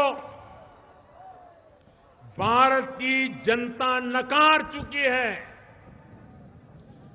जो अब दुनिया में से सिकुड़ते सिकुड़ते कुछ कोने में रह गए हैं, जो अब समाप्ति पर है, उसी के दिग्गज, ये भी जरा देख लीजिए, ये कम्युनिस्ट पार्टी के दिग्गज, उनके नेता प्रकाश कारंत जी ने कहा था कि धार्मिक उत्पीड़न की वजह से बांग्लादेश से आने वालों को मदद की बात उन्होंने भी की थी। आज जब इन्हीं लोगों के राजनीतिक दल धार्मिक उत्पीड़न की वजह से भारत आए शरणार्थियों को नागरिकता देने से मना कर रहे हैं, तो इनका असली चेहरा भी देश के लोगों के सामने आ रहा है। उस समय की हमदर्दी सिर्फ और सिर्फ बहाना था, वोट बैंक की राजनीति थी। देश की जनता के साथ बोला गया सफेद झूठ था, पक्का झूठ था। सच्चाई यही है कि ये लोग सिर्फ और सिर्फ वोट बैंक की राजनीति कर सकते हैं। अपने इसी वोट बैंक के लिए ये राजनीतिक दल लगातार लोगों को भड़का रहे हैं, अफवाहें फैला रहे हैं, नई नई अफवाहें गढ़ रहे हैं। एक टीवी वाले को तो उसके एक महाशय ने हिसाब लगा दिया कि एनआरसी में कितना खर्चा होगा, कितना खर्चा कहां जाएगा, देश के कितने स्कूल। अरे जो है ही नहीं, ये दिमाग खाए खपा रहे हो रे? क्यों लोगों को अफवाह फैला के मूर्ख बना रहे हो? यहां दिल्ली के लोग तो देख चुके हैं कि कैसे बस जलाने के मामले में एक नाता अफवाह फैलाने का काम किया, दिल्ली पुलिस तक को कटघरे में खड़ा कर दिया। भाइयों और बहनों, ये ऐसे लोग हैं जिनको ये भी जरा समझ लो, देश का पढ़ा लिखा नौजवान मेरी इन बातों को जब सुनेगा और जो मैं बातें करता हूं उनकी जांच पड़ताल करेगा, तो आज जो अफवाहें फैलाई हैं, जो भ्रम फैलाया गया है, उसके खिलाफ देश का नौजवान भी खड़ा हो जाएगा। भाइयों बहनों, ये लोग, मैं जरा उनको पूछना चाहता हूं, ये ऐसे लोग हैं जिनको जम्मू कश्मीर की विधानसभा में महिला और पुरुष के आधार पर बने स्थायी निवासी कानून से कोई दिक्कत नहीं थी, लेकिन यहां धार्मिक अल्पसंख्यकों को नागरिकता का रास्ता आसान हो, इससे इनके पेट में दर्द हो रहा है। आज जो पार्टियां यहां शोर मचा रही है, वो 2004 में कहां थी जब वहां की सरकार ने कहा कि राज्य से बाहर के निवासी से शादी करने पर जम्मू कश्मीर की बेटियों की वहां की नागरिकता खत्म हो जाएगी। तब तुम कहां थे? क्या वो भेदभाव भारत के संविधान की स्पिरिट के अनुसार था? साथियों, ये लोग आज किस स्थिति में है, किस तरह बौखलाए हुए हैं, जब उनके बयान देखता हूं तो और समझ में आ जाता है कि कितनी राजनीति गंदी करके रखी है। कुछ लोग कह रहे हैं कि हम अपने राज्य में सिटीजनशिप अमेंडमेंट लागू नहीं करेंगे। अरे आप मुख्यमंत्री हो, आप चुने हुए लोग हो, भारत के संविधान को सामने रख करके शपथ लिया है। अरे तिरंगे झंडे के नीचे खड़े रहते हो, पंजाब, सिंध, गुजरात, मराठा राष्ट्रगान करते हो और ऐसे बयान देते हो। अरे पहले कम से कम अपने राज्य के कानून के जो जानकार है उनसे जरा बात तो कर लो, बंद कमरे में कर लो, ताकि ऐसी बेइज्जती ना हो आपकी। जरा अपने एडवोकेट जनरल से पूछो कि क्या ऐसा किया जा सकता है क्या? क्यों ऐसा करते हो भाई? साथियों, नागरिकता संशोधन कानून का विरोध करने वालों के हाथ में लोकशाही देश में, अहिंसा के पुजारी महात्मा गांधी के देश में विरोध के नाम पर जब ऐसे लोगों के हाथ में ईंट, पत्थर और लाठियां देखता हूं तो मुझे भी और 130 करोड़ देशवासियों को भी तकलीफ होती है। होती है कि नहीं होती है? होती है कि नहीं होती है? कोई हिंसा से सहमत है क्या? आगजनी से सहमत है क्या? निर्दोषों की पिटाई से सहमत है क्या? लेकिन भाइयों बहनों, मेरी सोच अलग है। उनके हाथ में जब हिंसा के साधन देखता हूं, हिंसा का व्यवहार देखता हूं, तो तकलीफ होती है। लेकिन जब उन्हीं में से कुछ लोगों के हाथ में तिरंगा देखता हूं, तो कुछ सुकून भी होता है। मुझे पूरा विश्वास है कि एक बार जब हाथ में तिरंगा आ जाता है तो वो फिर कभी हिंसा का, अलगाव का, बांटने का, राजनीति का समर्थन कभी नहीं कर सकता है। मुझे पूरा विश्वास है कि हाथ में थमा यह तिरंगा इन लोगों को हिंसा फैलाने वालों के खिलाफ, हथियार उठाने वालों के खिलाफ, आतंकवादी हमले करने वालों के खिलाफ भी आवाज उठाने के लिए प्रेरित करेगा। मुझे पूरा विश्वास है कि हाथ में थमा यह तिरंगा इन लोगों को, और ये मेरी बात उन तक पहुंचनी चाहिए, हाथ में तिरंगा लेकर के जो खड़े हैं वो अब पाकिस्तान द्वारा प्रायोजित आतंकवाद के खिलाफ भी आवाज उठाने की पहल करेंगे, प्रेरित करेंगे। करना चाहिए कि नहीं करना चाहिए? आतंकवाद के खिलाफ उन्होंने बोलना चाहिए कि नहीं बोलना चाहिए? पाकिस्तान के करतूतों के खिलाफ बोलना चाहिए कि नहीं है? यही है कसौटी, यही है कसौटी। तिरंगा उठाना हमारा अधिकार है, लेकिन हाथों में आया तिरंगा जिम्मेदारियां भी लेकर के आता है। साथियों, कांग्रेस और उसके सहयोगी आज इस बात से भी तिल मिलाए हुए हैं कि आखिर क्यों मोदी को अंतर्राष्ट्रीय स्तर पर और खासकर मुस्लिम बहुल देशों में इतना समर्थन मिलता है। क्यों वो देश मोदी को इतना पसंद करते हैं? साथियों, 2014 में सरकार बनने के बाद मैंने खुद पाकिस्तान के प्रधानमंत्री को शपथ समारोह में न्योता दिया था।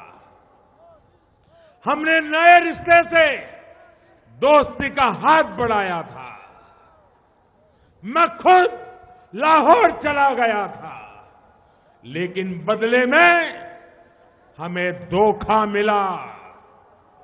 लेकिन आज जो इस्लामिक वर्ल्ड है, हमारे जो गल्फ के देश हैं, उनके साथ भारत के संबंध मौजूदा दौर में भारत के इतिहास में सबसे बेहतरीन आज हमारे संबंध है,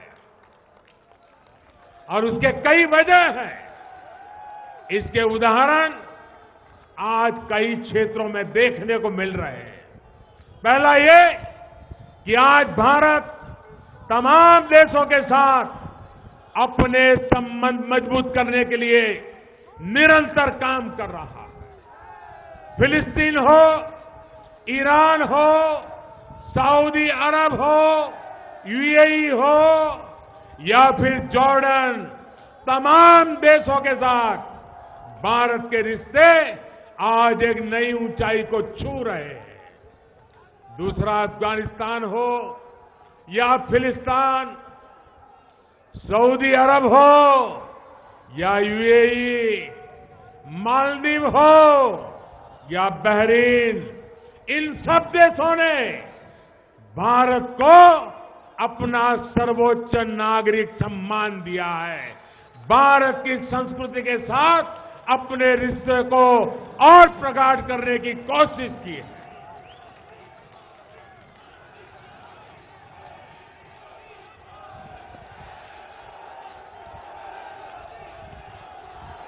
इसी का परिणाम है कि सऊदी अरब ने भारत से जाने वाले हज यात्रियों को कोटा में अप्रत्याशित रूप से बढ़ावा किया। मैंने मांग की थी कि भारत में मुसलमान समाज में मध्यम वर्ग बढ़ रहा है, वे हज यात्रा करना चाहते हैं और मैंने कहा मुझे 2 लाख का कोटा कर दीजिए, उन्होंने कर दिया था। भाइयों, पिछले 5 वर्षों में मुस्लिम देशों ने जिस प्रकार और जितनी संख्या में भारतीय कैदियों को छोड़ा है वो अभूतपूर्व है। सऊदी अरब हो, कुवैत हो, कतर हो या बहरीन, इन सब देशों ने भारत के जितने कैदियों को छोड़ा है उतने पहले कभी नहीं छोड़े गए। आखिर ऐसा क्यों हो रहा है? इसकी वजह है भारतीय संस्कृति, सभ्यता के प्रति उनका सम्मान। आपने देखा होगा कि मैं खुद जब इन देशों में जाता हूं तो उनके राष्ट्र प्रमुखों की सहमति के साथ वहां बसे भारतीयों के पास भी जाता हूं। वो भी बताते हैं कि इन वर्षों में उनके देशों में भारत का मान कितना ज्यादा बढ़ा है। साथियों, बांग्लादेश के साथ हमारे संबंधों में जितनी प्रगाढ़ता आज आई है वो वर्षों बाद हुई है। बांग्लादेश के साथ मिलकर भारत बंटवारे के समय से चली आ रही समस्याओं को सुलझा रहा है। जमीन को लेकर विवाद हो, कनेक्टिविटी हो, रेलवे का काम हो, नए जलमार्ग हो, ब्रॉडबैंड का विस्तार हो, बांग्लादेश के साथ हम कंधे से कंधा मिलाकर आज चल रहे हैं। ये सारी बातें कांग्रेस और उसके साथियों को पच नहीं रही है।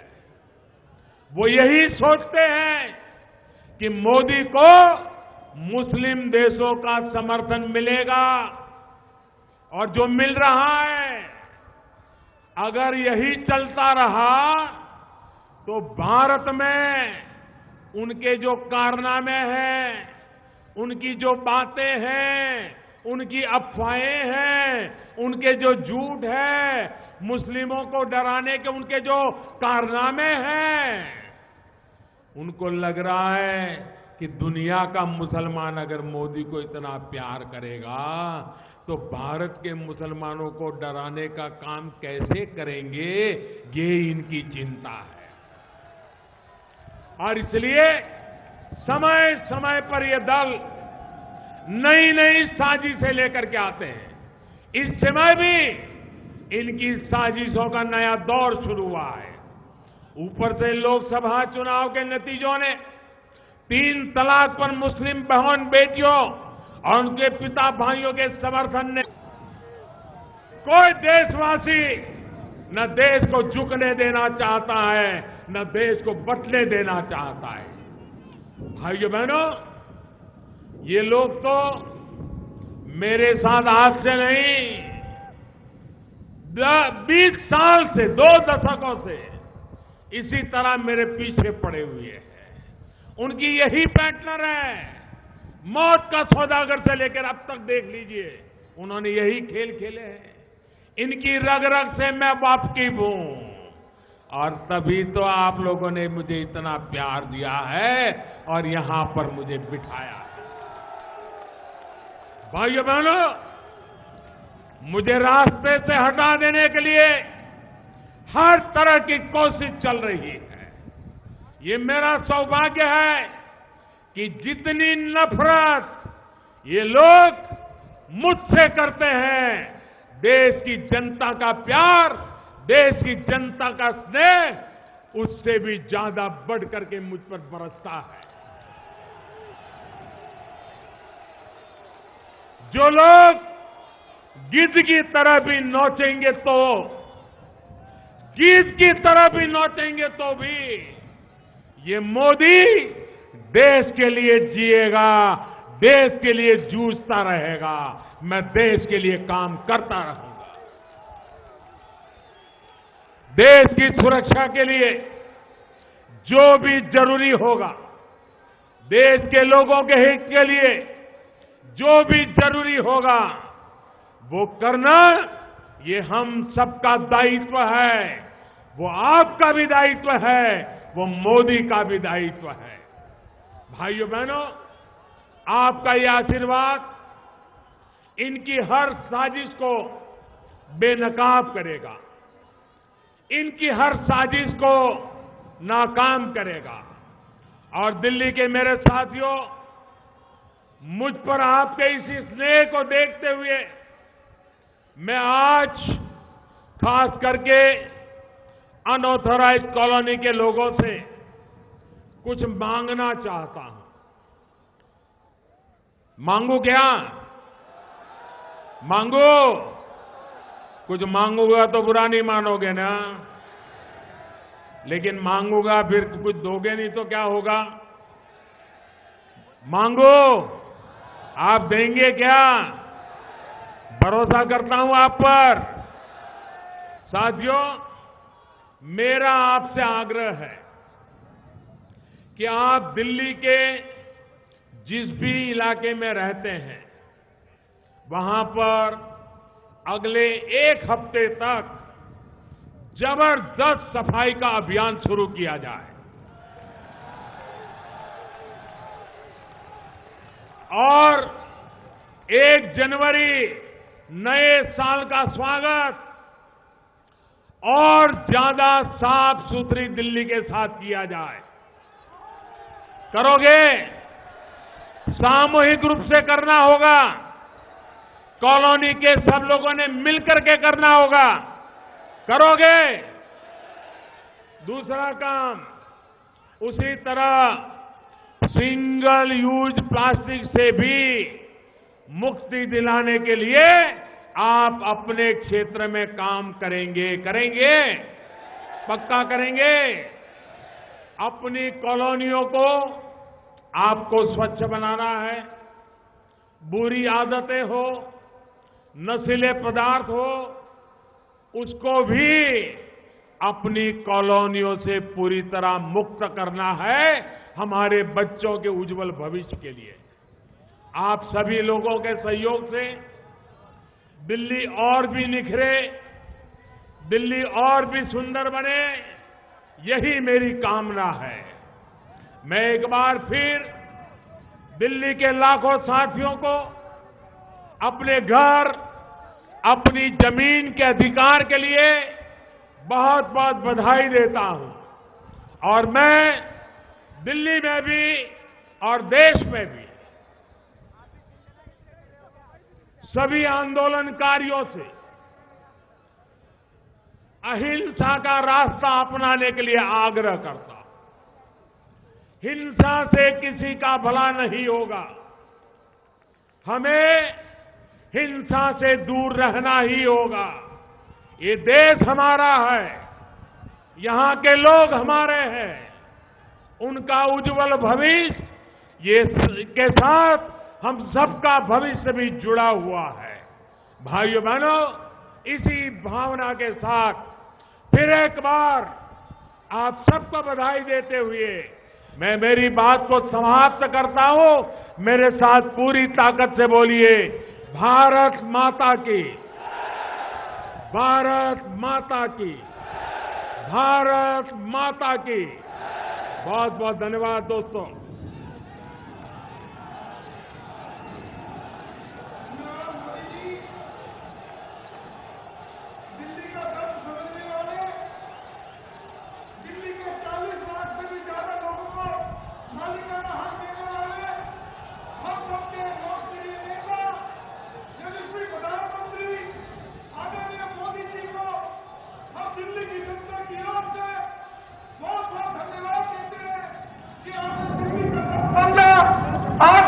प्रदेश की जनता एक ही नारा लगा रही है कि मोदी है तो, मोदी है तो, मोदी है तो, भारत माता की, भारतीय जनता पार्टी। सभी का बहुत बहुत धन्यवाद, दिल्ली के सभी लोगों का, मंचासीन सभी नेताओं का, आप सबका बहुत बहुत धन्यवाद। भारतीय जनता पार्टी दिल्ली प्रदेश की ओर से इस